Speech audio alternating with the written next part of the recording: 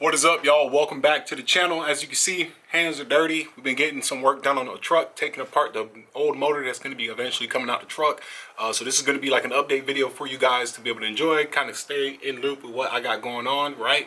So make sure you drop a comment, drop a like on the video, all that good stuff. And let me show you guys what we're working with. We're almost there. We're almost about to pull the head off on this pig. All right, so if you did not see, I'll put a card up here. If you did not see the arrival of the short block back from the machine shop, I highly encourage you guys to go check that video out. I have it covered up right now. Turbo compressor is just chilling on it, whatever. We got some parts over here that I already took off. Turbo intake. There we got an air hammer because we took off the fan. So we come over here, you guys, and the engine, the head is pretty much ready to pull. I got to the point where all I have left is to pull the studs. All right, so I'm going to take the nuts off and then zip out the head studs, and at this point we'll get the chain set up and she'll be ready to get pulled. Just a couple things. So make sure on the back of, if you're pulling your head, you see that line right there? That's a fuel line. I don't personally know what it's for. It goes into the back of the head. I'm thinking it has to do something with cooling the fuel, because these ones don't have fuel coolers like the some of the older models do. So with that one back there, there's a banjo fitting right in the center of the back of the head. Make sure you pull that out, because if not, you're going to bend that line and probably not be able to pull the head out.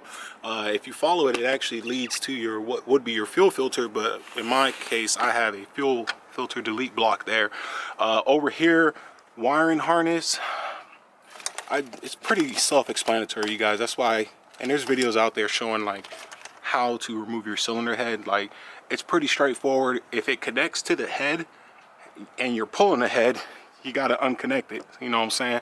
So that's pretty much what I did. I also went ahead and jumped the gun on some other stuff, such as the block side. So I took the fan hub off, took the fan out. That's what the air hammer was for. I'm telling you guys, if you guys are trying to take fan clutches off, just get an air hammer and a chisel. It took 5 seconds, man. Took the thermostats out. Coolant tube is out. I'm gonna go to the back of the truck, show you guys some more stuff. Unplugged that coolant fitting. I'm hoping I have enough clearance to pick this head up and kind of finagle it to angle it out. I don't even know. I should be able to pull it with the radiator in. Hopefully I can. That'll save me a lot of time, even though I have to take the radiator out eventually, so I guess it wouldn't really matter. Obviously all the fuel stuff's out. Injectors are pulled. I don't think you need to pull the injectors if you are just pulling the head. I pulled them because they're not getting reused. So intake's off. Like, legitimately anything that connects to the head is off, out the way. The wiring harness, I'm just gonna let it chill for here until later, once we get closer to pulling the motor. Let's see. Yeah, man, it's a lot of random stuff on the wiring harness towards the end of it, from the speed sensor or turbo VGT, whatever I don't know. Downpipe is disconnected, so I'm gonna try to pull this head with the manifold on. It's gonna save me a lot of time, but I can just take the manifold off once it's out of the cab. If it doesn't work, I'll just take the manifold and turbo housing off, exhaust housing off, and try again. All right, so like I said, fan clutch is off, fan hub housing is off. This is the little guy that goes like that. I'm a big proponent when I'm taking stuff apart. Two options, right? So you don't lose your hardware. You can either bag and tag it. So if you're taking hardware off, get a Ziploc bag with a Sharpie and write exactly what those bolts are for. Only put those bolts or nuts or whatever the hardware is in that Ziploc bag, and do that for every component you take off if you're not familiar with where every single bolt goes, which in my case I'm not, because I don't do this for a living. So that's just a little pro tip. I'll give y'all that. I mean, I work on $1 million helicopters, and that's how we keep account of all of our consumables and parts in the parts bin, right? So if the military does it, I don't see why somebody working on their truck in the driveway can't do it. Alternator, I don't know why I had a brain fart. Alternator, like I said, once again, bolts, right? Like, I'm a big fan of, if I take it out, I put it back in where I got it from. That's why, if you notice on the block up there, there were some bolts that were like just screwed back in. For now, that's where they're going to stay at until I transfer them to the new motor. That way it's just a boop, boop, boop, boop. Like, there's no guessing game bag of parts. We got the coolant tube back here. I just took the whole bitch off from the thermostat housing all the way up to the boot there. Obviously the grill's off, injector harness, rocker box, valve cover, whatever, right? This is the alternator power wire is off. So now what I'm gonna do, like I said, is I'm gonna go ahead and take the studs out, and then I'll get back with y'all right when it's time to pull her out, or I'll probably pull it out and give y'all a catch up. So I'll get back with y'all in a second. Okay, so got all the head stud bolts out. I did a little wiggle test to make sure it wasn't gonna come out. This is a sling from Firepunk. Actually, one of you guys commented recommending I should get this. It's 80 bucks. I think it's a good investment. You can pull your head with it, or you can pull the head and engine. So in this instance, we're gonna pull the obviously the head for it, and it comes with these provided Allen screws that you just screw into where I believe your rocker pedestals would screw into. So we're gonna get the sling set up and pick this thing up and get her the fuck out. See what happens.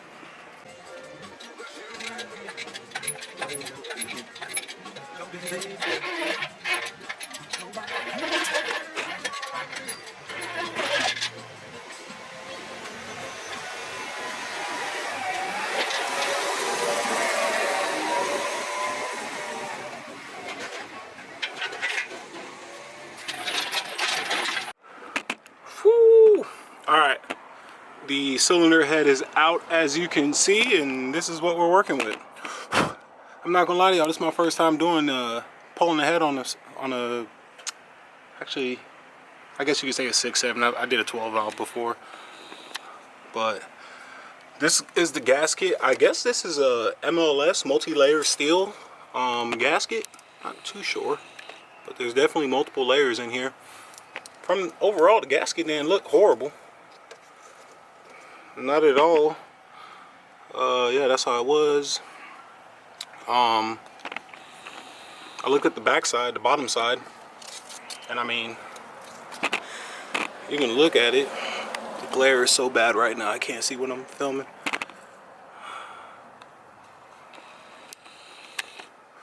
I think the worst one was back here by the 6. Like, I gotta bring this thing in the garage. Disclaimer, I had to pull the bumper, the front bumper off, because the cherry picker couldn't get close enough to the head. Once I took off the front bumper, it was money. So you at least on the 4th gen, you definitely, if you're using the puller, you're definitely probably gonna have to pull the bumper, at least for mine. If the boom was longer, I'd be able to get it, but I guess maybe my Harbor Freight one is a little too short. But yeah, this is it. This is where we're at, y'all. So if I was to pull this engine, I would need to take out the front core, front support, the radiator, all that, condenser. I would disconnect the fuel lines on the back of the CP3 pump, finish unplugging the wiring harness, unplug it from the ECU or the ECM, disconnect the transmission bell housing bolts and the torque converter bolts. So you get to the torque converter bolts from right there. There's a little access door. I don't know if how good y'all can see it, but that's how you get to that. And then you gotta obviously have a jack to support the transmission. Yeah. So yeah, the good thing is that this motor's bad, so I don't really care what I do to this motor when I'm taking stuff apart. But that's where we're at, though. See what other parts did we accumulate back here. Now it's the fun part of cleaning up and organizing. Oh, I had to take the intercooler out. So in order to take off the bumper, at least the way I took it off, because I took the bumper off from the brackets. I don't know if anybody else does it different, but this seemed like the most easiest way. And you have the bolts that go there, and I ended up having to take the intercooler out to get the bolts to go in, or to get the bolts to come out, because they were too long and they were hitting the intercooler, these ones. And then those are the nuts for it. So what I think I'm gonna do is, so imagine the intercooler is here in the middle, right? And the intercooler was like, it was like right here. So when I was going, these bolts were installed like this. So when I was going to take it out like this, it was hitting the intercooler. If it's possible, what I think I'm gonna try is I'm gonna flip it next time, have it go from the outside in because it's way easier to, I can definitely get nuts on it. Let me know if you guys ever done that before, because I'm curious, because that was kind of shitty, I'm not gonna lie, trying to mess with that, or essentially taking out the intercooler, because I didn't want to take the intercooler out, but I ended up having to. So yeah, she's looking like a truck that's getting the motor changed. And then I'll show you guys the bottom of the cylinder head. I'm sure y'all want to see that. I mean, nothing crazy. No, all the valves are intact. You know what I'm saying? Let me know what y'all think. But this, as of right now, this head is going to the machine shop to get reworked. Obviously, I'm gonna take off all of the accessories. I'll take the grid heater plate off, a little stupid bracket, take off the manifold on the turbo. I'll probably unbolt this stuff up today, put it in the bed of the truck. I'll unbolt this, yeah, and then get it prepped to where it's just this going, which isn't much left, just by looking at it. So, all right, you guys, let me go ahead and clean up a little bit, and we'll get this video wrapped up. All right, got the cylinder head on the floor. She's wait a sec. Oh, never mind. I'm tripping. Let's see how heavy she is. Oh yeah, she got some weight. Pick her up with two hands, but it's kind of awkward. Took off the water temp sensor. Took off the manifold. Manifold's over here with everything. I'm trying to be smart with this, you guys. Like, I'm trying to take this stuff off to where, like, when it's time to put it back together, I'm not sitting there every bolt, every piece. I think there's sometimes you can be smart with the way you work. Here are the old head studs I took out. This wasn't a gasket head stud failure at all. Those studs are probably perfectly fine, but we already have the new ones right there. Probably gonna put the turbine housing. I'm gonna put it. Goddamn camera. I'm gonna put it in there just so it's like together. I don't like the pieces separate like that. Same thing with the compressor cover. We got that. We got the gasket over here. This is what I was trying to show y'all, but I don't know how the light was looking. So if you're looking at this, right, things to look for to see if it was blown out. Yeah, so that's the bottom, right? I mean, you don't really see much of a blowout. And I don't know if this is an OEM head gasket. You guys can let me know. This is a multi-layered one. You can see it like right there. So let me know what y'all think. But I mean, the head gasket, to me, it looks pretty good. I mean, maybe right there a little bit. I don't know.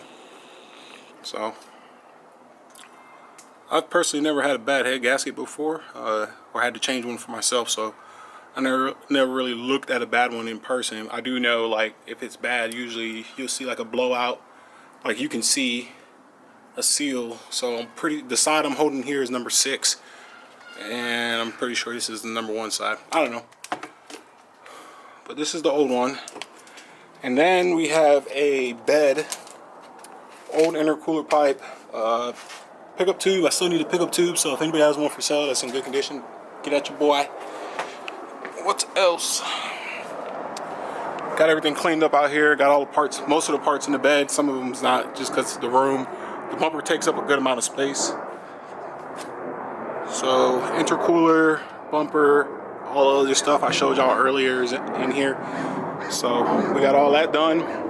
So now we are at a point. Let y'all set up real quick. You guys, we're at a point now where, you know, we're slowly but surely getting there. We're inching closer and closer.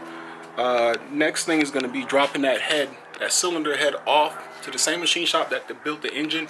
Let them go through, overhaul it.